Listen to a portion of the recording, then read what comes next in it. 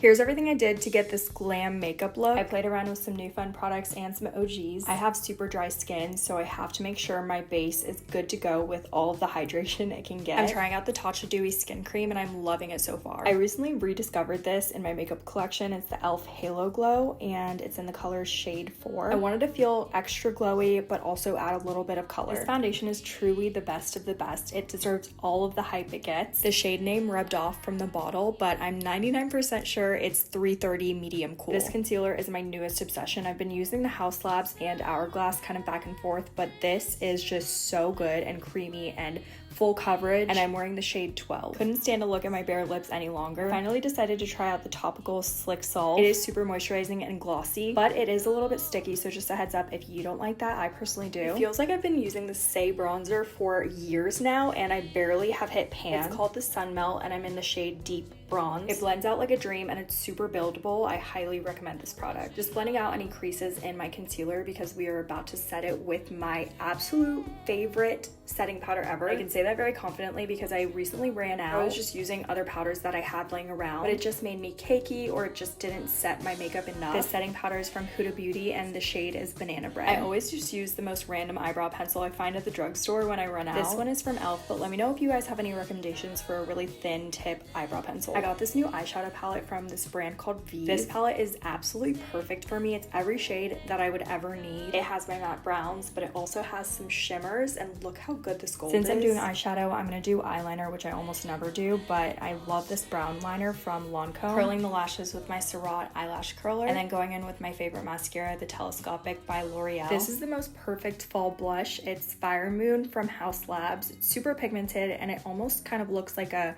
mix between blush and bronzer. I always feel very incomplete if I don't have a nose contour on. I'm using the shade Retrograde Rose, at least that's the shade of the duo, from Dibs Beauty. You guys already know a brown lip liner hates to see me coming. I have honestly too many, but tonight's liner is Tower 28. I put a little bit of this pink Prada lipstick in the middle. I literally have no idea what shade this is because I cannot find it on the little bottle. It was a little bit more pink than I wanted, so I went in with Foxy Brown by Charlotte Tilbury. Just darken it up a little bit. I know everyone says not to do this, but I do curl my lashes after I put on my mascara as well, because look at the difference. I do like to go in with some kind of a finishing powder, so I have this translucent one from Rare Beauty. It's more of a pressed powder, and I just kind of mattify anywhere that needs it. Last step is the best setting spray ever. It's from One Size, and this reminds me I need a restock of this ASAP. And that's the finished look. I'll have all the products linked on my Like to Know It if you want to try anything out.